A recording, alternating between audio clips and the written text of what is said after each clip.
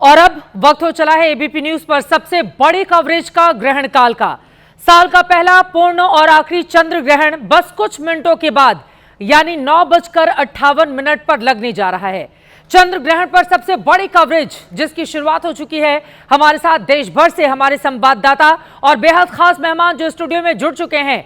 देश के कोने कोने से चंद्र ग्रहण की तस्वीरें भी आप तक लगातार हम पहुंचाएंगे। उसके पहले आपको बताते चले, ज्योतिष शास्त्र के जानकार ये बता रहे हैं कि पितृपक्ष का ये चंद्र ग्रहण बेहद भारी नुकसान पहुंचाने वाला है। वहीं वैज्ञानिक इसे सामान्य खगोलीय घटना बता रहे हैं। उनका कहना है कि इसका मानव और पर्यावरण पर कोई असर नहीं पड़ने वाला। चंद्र ग्रहण से पहले आस्था और विज्ञान का ये घमासान आप जरूर देखिए।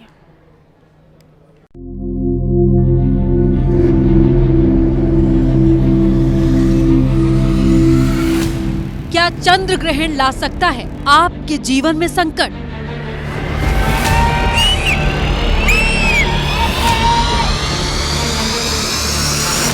क्या चांद का दीदार खड़ी कर सकता है आपके लिए परेशानियों की दीवार? क्या चंद्र ग्रहण का है शुभ अशुभ से नाता?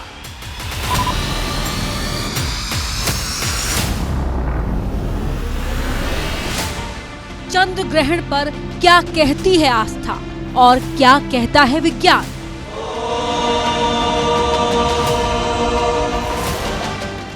आस्था वर्सेस विज्ञान, चंद्र ग्रहण पर संपूर्ण ज्ञान।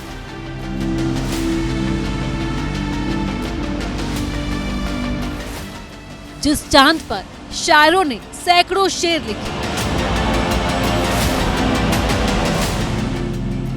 जिस चांद पर गीतकारों ने अनगिनत गीत लिखे, किसी ने चांद को महबूबा बताया तो किसी ने चांद की तुलना अपनी प्रेमिका के चेहरे से की। करवा चौथ पर हिंदू महिलाएं जिस चांद को देखकर अपना व्रत खोलती हैं, जो चांद पूर्णिमा के दौरान सबसे शुभ और शक्तिशाली हो जाता है, उसी चांद की कहानी चंद्र ग्रहण में क्यों बदल जाती है, उससे जुड़ी आस्था क्यों बदल जाती है।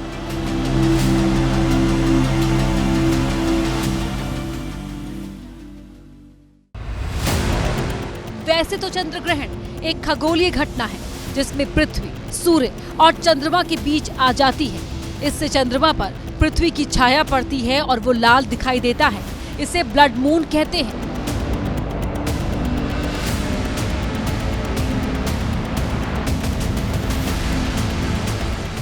वैज्ञानिकों और स्काई वॉचर्स के लिए ये बेहद खास नजारा होता है। आसमान में होने वाली इस अनोखी घटना को वो अपनी आंखों में कैद कर लेना चाहते हैं ताकि ये उनके लिए एक यादगार लम्हा बन जाए।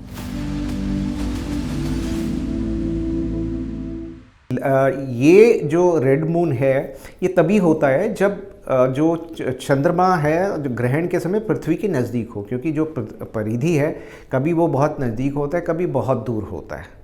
तो इस बार वो काफ़ी नज़दीक है, हालांकि बिल्कुल उस पॉइंट पे नहीं है जो सबसे नियरेस्ट पॉइंट है वहाँ नहीं है, लेकिन फिर भी अगर बिल्कुल नियरेस्ट पॉइंट पे हो तो हमें 14% बड़ा दिखेगा मून। लेकिन फिर भी मैंने कहा कि 7% बड़ा दिखाई देगा और लाल दिखाई देगा, बहुत सुंदर लाल तो नहीं, जैसे कि मान लीजिए आपने एक तांबे की प्लेट को रगड़ के साफ किया है तो वो जो रंग आता है कुछ उस तरीके का, संतरी कुछ होगा, कुछ लाल टिंच होगा। लेकिन ज्योतिष शास्त्र में चंद्र ग्रहण को अशुभ माना गया है। चांद का दीदार मना किया गया है, उसकी छाया से भी दूर रहने को कहा गया है और यहीं से शुरू होती है ज्योतिष और विज्ञान की जंग।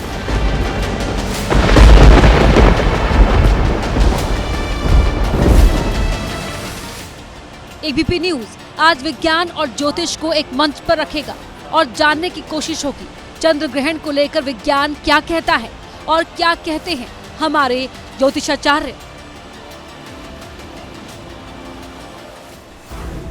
दुनिया आज इस साल के आखिरी चंद्र ग्रहण की गवाह बनने जा रही है। कुछ देर बाद यानी 9:58 पर चंद्र ग्रहण लगने जा रहा है, जो 1:26 तक रहेगा। भारत के कई इलाकों में चंद्र ग्रहण को काफी साफ देखा जा सकेगा, जिसके लिए वैज्ञानिकों ने पूरी तैयारी कर ली है। लेकिन ज्योतिषाचार्य लोगों को ऐसा करने से मना कर रहे हैं, इसे शुभ अशुभ से जोड़कर देख रहे हैं। चंद्र ग्रहण को लेकर क्या कहता है ज्योतिषियों का ज्योतिष और क्या कहते हैं वैज्ञानिक, ये जानने के लिए हमने दोनों से ही बात की और वो सवाल इनके सामने रखे जिसको लेकर लोगों के अंदर डर बना रहता है।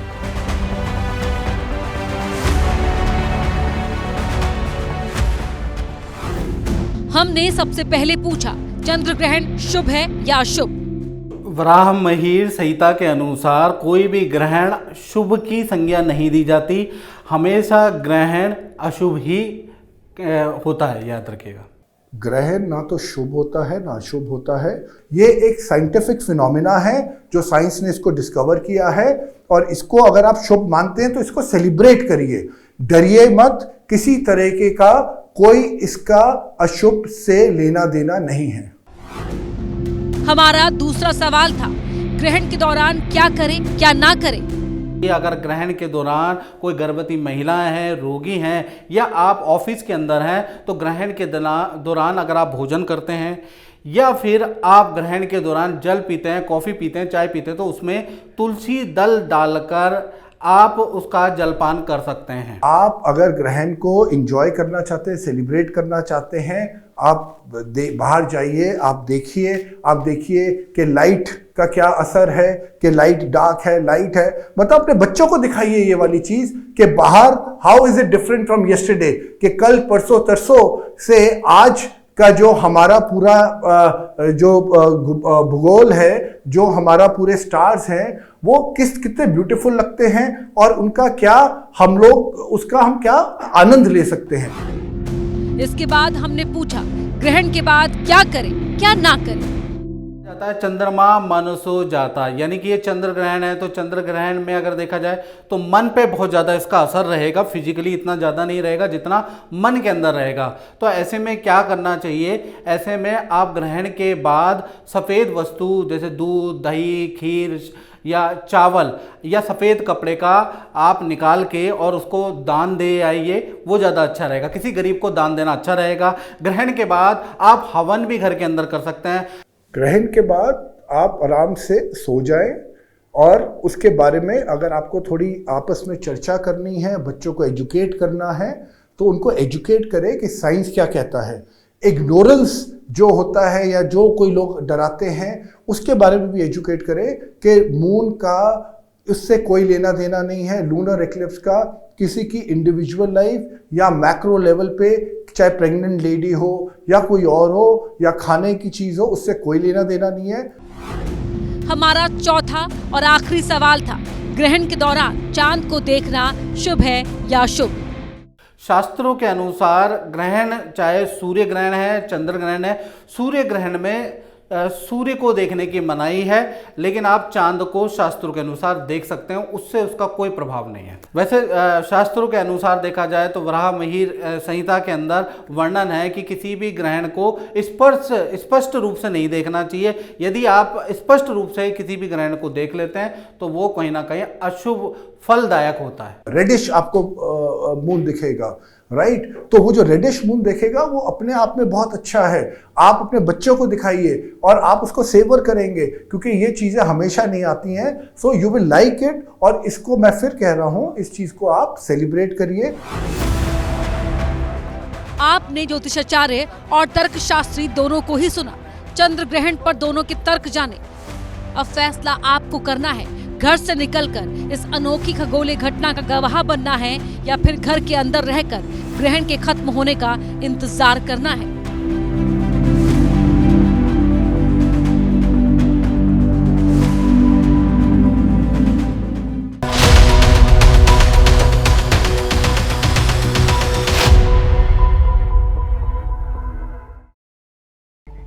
तो ग्रहण काल का वक्त करीब आता हुआ चला जा रहा है और इसी पर सबसे बड़ी कवरेज के लिए खास मेहमान इस वक्त स्टूडियो में जुड़ चुके हैं। आपका परिचय उनसे करवा देती हूँ। वाई राखी जी, आप ज्योतिषाचार्य हैं, हमारे साथ स्टूडियो में जुड़ी हुई हैं। जय प्रतीक जी, आप भी ज्योतिषी हैं, हमारे साथ जुड़ चुके हैं। वान्या आर्या जी, आप भी ज्योतिषाचार्य हमारे साथ मौजूद हैं। और दूसरी तरफ आपको बताते चले, तर्कशास्त्री अनुराग मिश्रा जी, आप प्रोफेसर हैं, दिल्ली यूनिवर्सिटी से हमारे साथ जुड़े हुए हैं। सांत्वना मिश्रा जी, आप तर्कशास्त्री हमारे साथ जुड़ चुके हैं। जावेद आलम जी, स्पेस इंडिया से हैं आप, आपका भी स्वागत है। और इसी के साथ ही साथ देश के अलग अलग हिस्सों से लगातार हमारे तमाम सहयोगी आपको अलग अलग तस्वीरें भी पहुंचाते रहेंगे। अहमद बिलाल, नेहरू तारामंडल दिल्ली से हमारे साथ हमारे संवाददाता जुड़ चुके हैं। उज्जवल कुमार, विजय चौक, राजधानी दिल्ली से हमारे साथ मौजूद हैं। अवधेश मिश्रा, नोएडा से मेरे सहयोगी जुड़ चुके हैं। निधिश्री आपको हनुमान मंदिर पटना से दिखाई दे रही हैं। आपको बताते चले, पहले ही सूतक काल लगने के बाद मंदिर के कपाट बंद किए जा चुके थे और अब जब चंद्रग्रहण का समापन होगा उसके बाद मंदिर में पूजा अर्चना और बाकी की जो परंपरा है उसको आगे लेकर बढ़ा जाएगा। मोहसिन अली, नेकलेस रोड, हैदराबाद से हमारे साथ जुड़े हुए हैं। नीतीश पांडे, लखनऊ से हमारे साथ जुड़ चुके हैं। हमारे तमाम सहयोगी और भी जुड़ते हुए चले जाएंगे, लेकिन सबसे पहले वाई राखी जी, आपसे ही शुरुआत करते हुए, ज्योतिष कह रहा है कि डर और दहशत का आलम जो हमने बीते दिनों देखा वो आगे आने वाले वक्त में और बुरा हो सकता है। ज्योतिष की नजर में आज का ये जो ग्रहण काल है क्या बताता है? अब तो बेहद करीब भी आ रहा है वक्त। देखिए, ग्रहण कभी भी अच्छा नहीं होता, और अच्छा होता तो हमारे पितरों ने कहावत नहीं बनाई होती कि अरे इसके जीवन में तो ग्रहण लग गया, इसकी ज़िंदगी तो खराब हो गई। तो इसका मतलब ग्रहण खराब ही होता है, अच्छा नहीं होता है। और ग्रहण जब भी लगता है तो कहीं ना कहीं एक नॉर्मल डेज के सिवा चंद्रमा या सूर्य जो है वो अलग तकलीफ और परेशानी में होते हैं ज्योतिष के अनुसार। और परेशानी इस बात की है कि इस बार आज पहला दिन है हमारे पितृपक्ष का, इस दिन चंद्र ग्रहण है, और जिस दिन आखिरी दिन है पितृपक्ष का उस दिन सूर्य ग्रहण है। तो मतलब पितृपक्ष चंद्र ग्रहण से शुरू होकर सूर्य ग्रहण पे खत्म हो रहा है। 15 दिन तक लगातार, और ऐसा ही महाभारत काल में भी लगातार 2 ग्रहण पड़े थे। तब उस टाइम के ज्योतिषियों ने कहा था कि बड़ा युद्ध होगा। ऐसी ही बात मैं अब आपको बता रही हूँ कि युद्ध की स्थितियां रहेंगी, भारत की भी रहेंगी, विश्व में भी रहेंगी। बड़े भूकंप का खतरा है, बड़ी सुनामी का खतरा है, जमीन का खिसकना, पहाड़ों का खिसकना, खासकर दक्षिण की तरफ और उत्तराखंड की तरफ। और आपको ऐसी आपदाएं कल सुबह होने से पहले ही सुनाई दिखने लगेंगी, क्योंकि 3.5 घंटे का ग्रहण छोटा ग्रहण नहीं है, और ये 100 साल बाद ऐसा ग्रहण पड़ रहा है। और आज से पंचक भी शुरू हैं। सब कुछ इतना बड़ा, इतना सारा कभी मैंने अपने जीवन काल में, जितने साल की मैं हूं, मैंने नहीं देखा कि हमारा पितृपक्ष ग्रहण से शुरू हुआ, क्योंकि चंद्र ग्रहण हमेशा पूर्णिमा पर ही पड़ेगा, और जब भी पितृपक्ष शुरू होता है पूर्णिमा से ही होता है। तो ये अच्छा संकेत लेके देश और दुनिया के लिए नहीं आ रहा। तकरीबन 3.5 घंटे की इसकी अवधि है। इतना लंबा जो टाइम पीरियड है वो भी अपने आप में बहुत सारे संकेत कर रहा है। और आपको बताते चले, अलग अलग हिस्सों से अभी जो चंदा मामा की तस्वीरें सामने आ रही हैं वो दिखा रहे हैं, लेकिन ग्रहण के बाद इसका स्वरूप पूरी तरह से बदल जाएगा। मैं अनुराग मिश्रा जी आपके पास आते हुए, आप लोग बहुत भरोसा नहीं करते हैं ज्योतिष की बातों पर, आप लोगों के अपने तर्क होते हैं, कैसे काटेंगे आप? तर्कशास्त्री क्या मानते हैं इसको लेकर? देखिए, ये ग्रहण जो 3.5 घंटे का लगभग बताया जा रहा है, लेकिन ग्रहण आप चाहे इसरो की वेबसाइट देख लें, चाहे नासा की वेबसाइट देख लें, ये ग्रहण शुरू हो चुका है लगभग 8:58 से। और इसको समझने की आवश्यकता है, जब छाया है, जब सूर्य और पृथ्वी और चंद्रमा ये एक लाइन में आ जाते हैं, ठीक है, तो उधर छाया पड़ती है। उस छाया को जब हम एनालाइज करते हैं तो उसमें एक बाहरी गोला होता है और इसके अंदर एक छोटा गोला होता है। इसमें जब मून एंटर करता है उस गोले के अंदर, बाहरी गोले में, वहाँ से निकलने तक उसको 7 फेजेस के अंदर हम एनालाइज करते हैं। उसमें से 3 फेज जो हैं वो बीच वाले गोले में हैं, और 2 एक तरफ और 2 एक तरफ, इस प्रकार से 7 फेजेस में उसकी एनालिसिस होती है। तो जो उसकी एंट्री है बाहर वाले गोले में वो हो चुकी है, वो 8:58 पे ऑलरेडी हो चुकी है। ठीक है, ठीक है। अब जो 3.5 घंटे का बताया जा रहा है वो जो है, इसका मतलब वो अम्ब्रा फेज के अंदर आएगा, मतलब छोटे गोले के अंदर वो एंटर करेगा। अभी वो पेनम्ब्रा फेज में आ चुका है। ठीक है, ठीक है। ये करते करते वो पहले लगभग 1:26 पर वो छोटे गोले से बाहर आएगा, उसके बाद 2:30 बजे के करीब वो बाहरी गोले से निकल जाएगा। तो कुल मिला के ये जो ग्रहण है, ये जो एक्लिप्स है, ये एक्लिप्स 5:27 के आसपास का है। ठीक है जी, लेकिन हम इसको आप इस तरीके से परसीव करते हैं। ठीक है, विज्ञान इसको अपने नजरिए से देखता है, ज्योतिषाचार्य जो हैं वो ज्योतिष के नजरिए से इसको देखते हैं, और दोनों के अपने अपने तर्क होते हैं जब भी चंद्र ग्रहण या सूर्य ग्रहण की स्थिति बनती है। लेकिन चंद्र ग्रहण को क्या हम खुली आंखों से देख सकते हैं या फिर नहीं? क्योंकि जब भी सूर्य ग्रहण लगता है तत्काल मना कर दिया जाता है कि आप खुली आंखों से नहीं देखें, आपकी आंखें खराब हो जाती हैं। लेकिन चंद्रमा शीतलता का प्रतीक, आप कुछ कहना चाह रहे हैं, चंद्रमा शीतलता का प्रतीक है, क्या है? खुली आंखों से देख सकते हैं? बिल्कुल, इसको खुली आंख से देख सकते हैं, उसको बायनोकुलर से देख सकते हैं, इसको छोटा कोई टेलीस्कोप है उससे देख सकते हैं, कोई भी डिवाइस आपके पास है उससे इसको देख सकते हैं। कारण ये है कि इसमें उस प्रकार की जो सूर्य ग्रहण के समय जो अल्ट्रा वायलेट रेज निकलती हैं उस प्रकार का इसमें कोई एमिशन नहीं हो रहा है। ठीक है, इसमें जो इसमें रेज निकल रही है वो विजिबल स्पेक्ट्रम की रेज है जो कि लाल रंग की है, जिसकी वेवलेंथ काफी बड़ी है, जिससे कि आंखों को कोई विशेष डैमेज नहीं होता है। जय प्रतीक जी, सीधे आपके पास आते हुए आज का ये चंद्र ग्रहण किन किन मायनों में खास हो जाता है? देखिए, निश्चित तौर पर इस तरह की सामान्य घटना हम इसको नहीं कह सकते हैं। आज पितृपक्ष, जैसा कि राखी जी कह रही थी, पितृपक्ष, पितृ कौन है हमारे ज्योतिष में? सूर्य को पिता और चंद्र को माता कहा गया है, और उन्हीं को तो तर्पण देते हैं, और उन्हीं को ग्रहण भी लग रहा है। आज कल आप तर्पण देंगे और आज से ग्रहण लग रहा है, और पूर्णिमा के दिन, श्राद्ध का पहला दिन नहीं होता है लेकिन पूर्णिमा के दिन श्राद्ध मनाया जाता है। तो निश्चित तौर पर स्थितियां अच्छी नहीं है, स्थितियां गंभीर है। ऑस्ट्रेलियन रिसर्च रॉबर्ट बास्टा ने भी ये लिखा है और रिसेंटली लिखा है कि वायु वेग से लेके टेक्टोनिक प्लेट तक जब भी ग्रहण होता है उसमें फर्क आता है। वही चीज हम समझाते हैं, और गूगल करके हम देख सकते हैं। हाथ कंगन को आरसी क्या, पढ़े लिखे को फारसी क्या। आप गूगल करके देख लीजिए, जब जब ग्रहण पड़ा हो उसके आसपास सुनामी या ग्रहण की घटनाएं ना हो। और इस बार तो डेडली कॉम्बिनेशन है चित्रा जी, राहु मंगल सदाष्टक योग बना के बैठे हैं। कुंभ राशि जिसमें ग्रहण हो रहा है उसमें शनि की 7.5 चल रही है। ग्रहण की शुरुआत शतभिषा नक्षत्र में हुई है जो कि एक घड़ा है, और वो भी राहु का है। राहु मोह है, माया है, मिथ्या है, छलावा है, दिखावा है, बहकावा है। तो स्थितियां खराब हो रही हैं। आप देखिए ट्रंप क्या स्टेटमेंट दे रहे हैं। 10 दिन पहले कह रहे हैं कि सब बढ़िया, हमें इंडिया नहीं चाहिए, कल कह रहे हैं दोस्त खो दिया। तो ये स्थितियां ग्रहण की वजह से हो रही हैं। मतलब अंतर्राष्ट्रीय स्तर पर बहुत सारे संबंध बिगड़ेंगे, बहुत सारे बनेंगे, लेकिन देश के भीतर भी उसका किस तरह का असर पड़ेगा, जल्दी जल्दी एक एक टिप्पणी में ले लेती हूँ। अब मैं सीधे आपके पास आते हुए सांत्वना मिश्रा जी, किन मायनों में आप देख रही हैं कि आज का ये चंद्र ग्रहण खास है? देखिए, किसी भी घटना को हमेशा साइंटिफिक टेम्पर के साथ देखना चाहिए। इसके पीछे साइंटिफिक वजह क्या है जानना चाहिए। जैसे हमारे तर्कशास्त्री बता रहे थे कि ग्रहण क्यों पड़ता है, जब धरती और सूर्य के बीच में चंद्रमा आ जाता है तो सामान्य रूप से इस घटना को ग्रहण कहते हैं। अब इसमें अगर आप बहुत सारे मिथ्या जोड़ देंगे तो वो बात गड़बड़ हो जाएगी। अगर आप बताते हैं कि ग्रहण में क्यों नहीं निकलना चाहिए, तो लोगों का ये मानना था कि ग्रहण में इसलिए नहीं निकलना चाहिए क्योंकि उस समय बहुत सारे ऐसे कीटाणु होते हैं और बहुत सारे ऐसे माइक्रो ऑर्गेनिज्म होते हैं जो कि फूड को अफेक्ट करते हैं, तो उसकी वजह से निकलना भी नहीं चाहिए और उस समय खाना भी नहीं खाना चाहिए। ऐसे बहुत सारी चीजें प्रचलित हैं।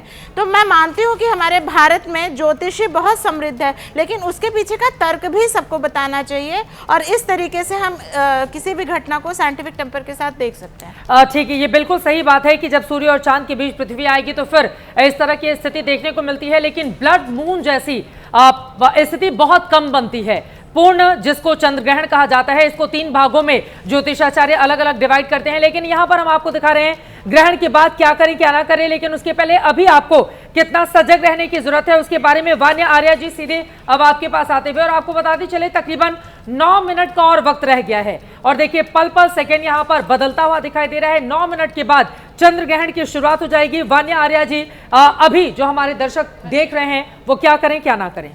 Thank you Chitra ji. सबसे पहले आज का जो ये इवेंट है ये एक नॉर्मल इवेंट तो बिल्कुल भी नहीं है। कहीं ना कहीं ये रेड मून है, और रेड मून जो इसका इम्पैक्ट है खाली ह्यूमन लाइफ पर ही नहीं, प्लांट किंगडम और एनिमल किंगडम पर भी पड़ता है। अभी एक रीसेंट रिसर्च में न्यूली बॉर्न मैमल्स जो होते हैं उनका जो है बैक्टीरियल कल्चर टेस्ट हुआ, उसका रिजल्ट में उन पर इम्पैक्ट आया। जो एनिमल्स हैं वो कंफ्यूज हो जाते हैं कि ये दिन है या ये रात है, हम अंदर जाएं या ये बाहर निकले। तो जब वो प्लांट किंगडम एनिमल किंगडम को इम्पैक्ट करता है तो वो हमें क्यों नहीं इम्पैक्ट करेगा।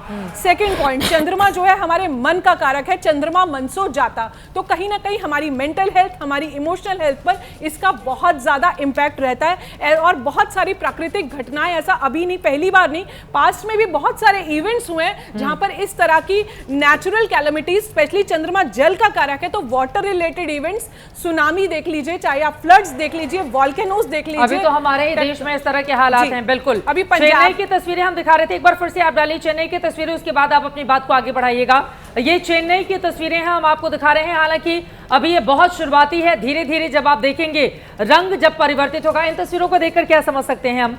बने आ रहा जी। इन तस्वीरों को देखकर जो है ये ग्रहण जो है ये 4 फेजेस में है। तो अभी जो है ये इसका इनिशियल फेज जो है ये स्टार्ट हुआ है, बट ओवरऑल एंड तक आते आते 2:25 तक आते आते वो उसका लास्ट फेज आएगा। जो पीक फेज है वो आपका 11 PM पे शुरू होगा, जहां पर जो बहुत हाईएस्ट विजिबिलिटी होगी। उसका रीजन है ये रेड मून है, ये ब्लड मून है। रेड कलर का जो वेवलेंथ होता है वो हाईएस्ट होता है, तो कहीं ना कहीं इसीलिए। और इसका जो मैं ये भी बता दूं आपको 650 से 700 नैनोमीटर जो होती है रेड कलर की विबग्योर में वेवलेंथ होती है। तो कहीं ना कहीं जो है इसीलिए ये जो रेड कलर की रेज को वो फिल्टर करके निकलेगा। दूसरा, टेक्टोनिक प्लेट्स में उथल पुथल आना, सुनामी, अर्थक्वेक और पानी से रिलेटेड जलीय आपदाएं। आप अभी देखिए पंजाब में चित्रा जी, अभी से बाढ़ जो शुरू हुई, ग्रहण का इंपैक्ट 100 पहले वर्षों से के बाद पंजाब के हालात इस तरह के बने हुए हैं। इट वाज अनयूजुअल बिहेवियर जो अभी पंजाब में हुआ। आज तक इस तरह की जो बाढ़ है वो कभी भी पंजाब में इस तरह से कोई बाढ़ नहीं आई। तो इस तरह के इवेंट्स अभी नेक्स्ट 15 डेज तक रहेंगे, जो कि 21 सितंबर तक है। ऊपर से पितृपक्ष है,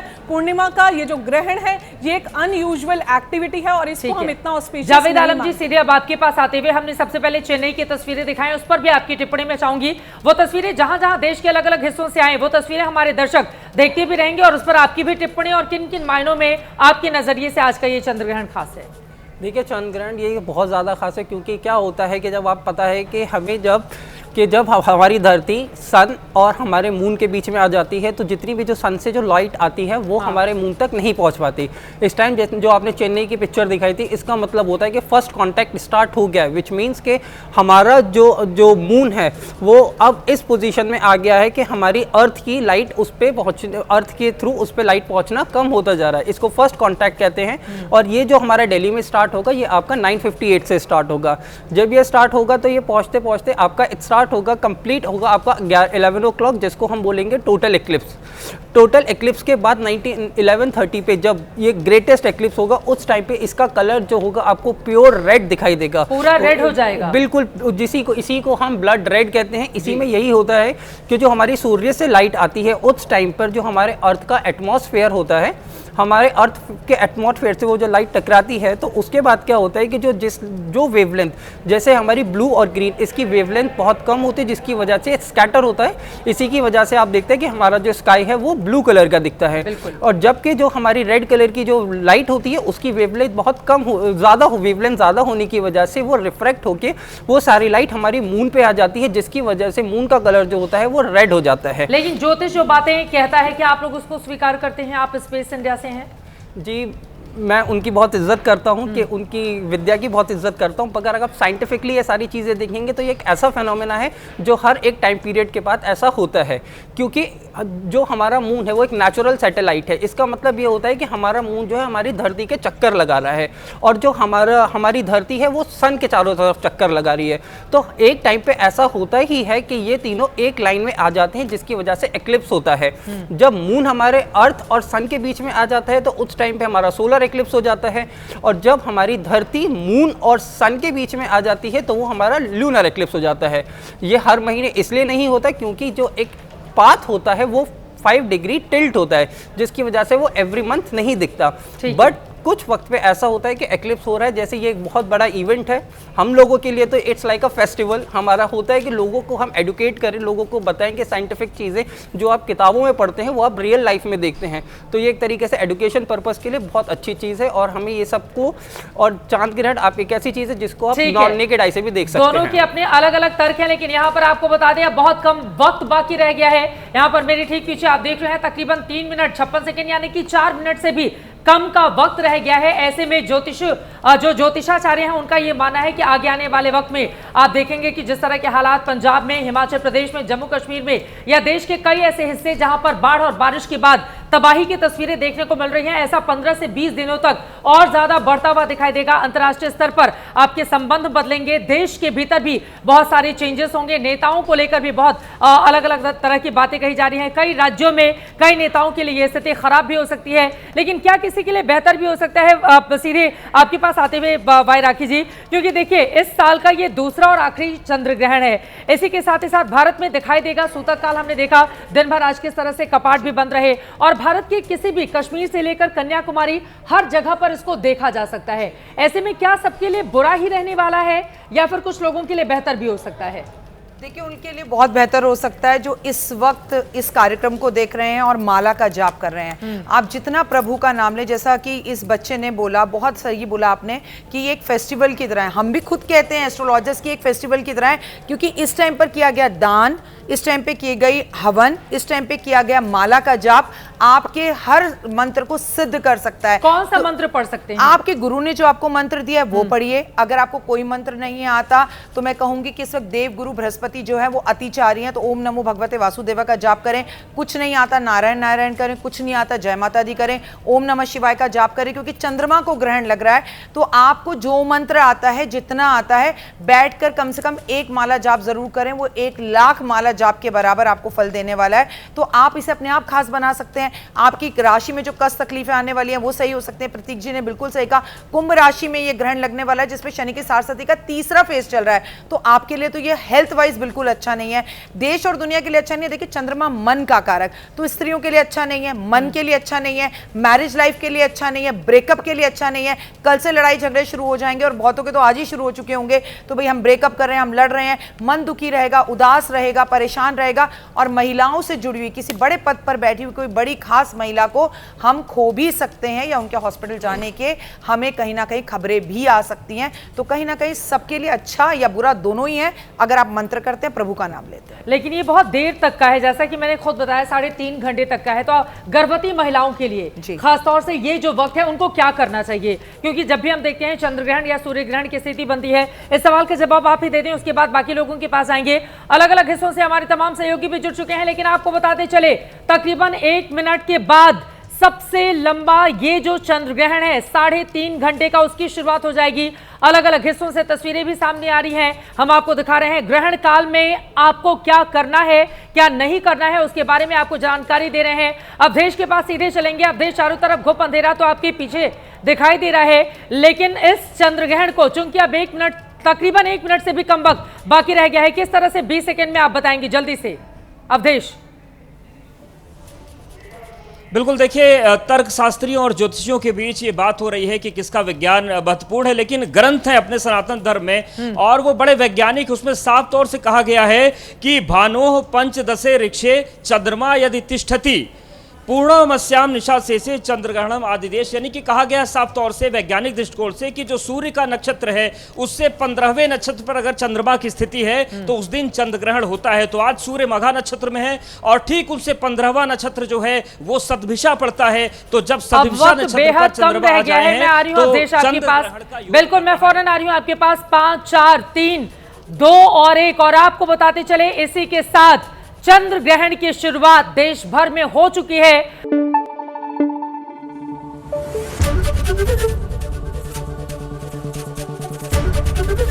एबीपी न्यूज आपको रखे आगे।